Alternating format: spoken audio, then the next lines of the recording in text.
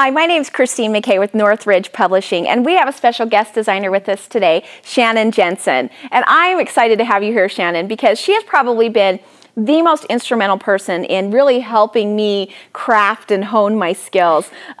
Shannon is an amazing designer. She's been published in several different idea books. She's been an editor on an idea books for Joann's. And the thing I love best about you, Shannon, is that while you do have like a background in the scrapbooking and craft industry, you really are a trained artist. You've been to school, you have a degree, she paints, she draws. I mean, there is nothing you don't do. She's really nice. But I love how you incorporate all of those different talents into the scrapbooking and really bringing it from the page. And it really is just a good window for all of us to kind of see the different options that we have available.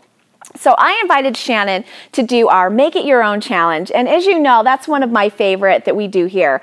So basically, I sent Shannon a picture of a project from our October-November issue of Simply Handmade. And I said, Shannon, take a look at this. And I want you to use this as your inspiration. And I want you to create anything. And she said, a card, a page. I said, I don't care. A pillow. I don't care. Anything. And so I couldn't wait to see what she brought today. So let's start with the project that I sent you. This right here is artist's interpretation of, it has some great like muslin and it has buttons around it. So when I sent this to you, what was the first thing that you kind of popped or maybe got those creative thoughts flowing? Well, first of all, in the fashion industry, the wall hangings and fabric is really, really big. Of course, like the sweater I'm even wearing is inspired by patterns and fun fabric. And so that's the first thing that I was really drawn to, is the fact that it was fabric. It wasn't just paper.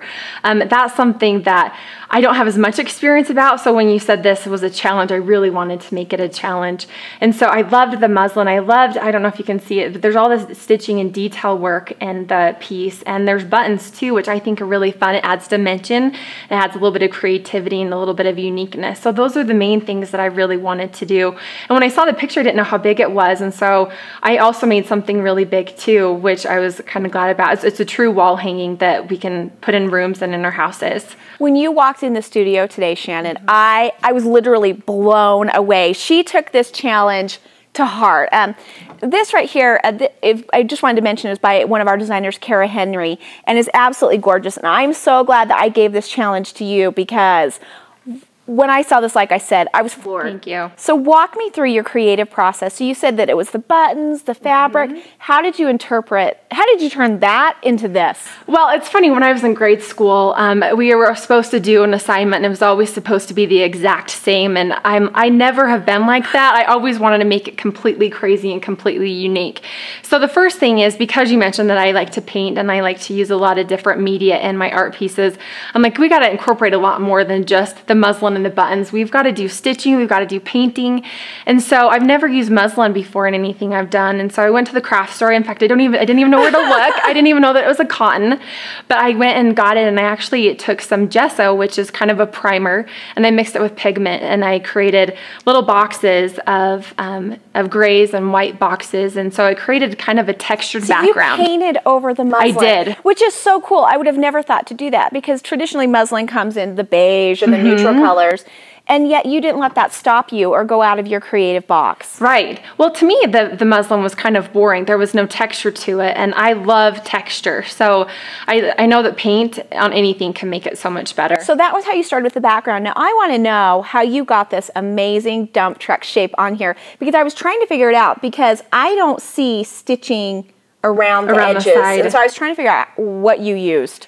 This was the greatest find in the project, which I've never used before. My mother is a great seamstress, and when I was showing her my ideas of what I wanted to do, she told me about this idea, which was amazing. I went to the craft store, and there's a double adhesive that you can iron onto fabric, and I actually brought it. I got the Heat and Bond.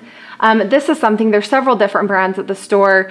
This was actually the cheapest. It was, I think, $1.99. And so it comes in a whole yard, and I didn't even use a full sheet of this for the project. So what I did is I just ironed on I ironed on this bond to the back of the fabric, and then I ironed it onto the muslin. And so I was able to create those shapes And fabric is not sturdy, as you know, it frays. Yeah. So what this does is it makes it so it doesn't fray. And so I was able to create this shape by doing that. And then as you can see, I did the stitching and the different creative stitching and it's like an accent. That's what I was going to say. It seems like you did the stitching more as a detail rather than the laborious, you know, of using it to actually tack the dump truck on. Yeah, as you know, sewing is really hard. We like the little tricks. Sewers. We like the glue. We like the adhesives, and it really makes. But I like the detail work of stitching. I think it creates a very unique texture. Like I love texture. So it was a really fun project to do. Shannon, thank you so much for sharing with us. I just have to ask you really quickly, who's Lincoln? That's a good question. I'm actually going to have a baby. I'm 3 months pregnant. I keep telling Shannon all morning that I'm having sympathy weight gain from her pregnancy. So my husband really wants a boy. In fact, he prays about it every night. So we've picked out names. In fact, he's picked out the names Lincoln and Sawyer. And so we want to name our first boy Lincoln. And so this morning when I was showing him the project, he's like, well, what if we don't have a girl, or what if we don't have a boy, and what if it's not Lincoln? I'm like, you can't change it on me. This is you have to I know. This is in glass. We're not changing it. I spent hours on this project. We have to hang it in our baby room. Well, Shannon, thank you for coming today. And I know that you're such an amazing artist that even if you have a little Sarah or Fiona or whatever, that you'll be able to like turn this into a unicorn or something. That you're so amazing. But for more great tips and tricks and to get some other ideas from some of the other guest designers that we've had, simply click on some of our other videos right here on our YouTube channel.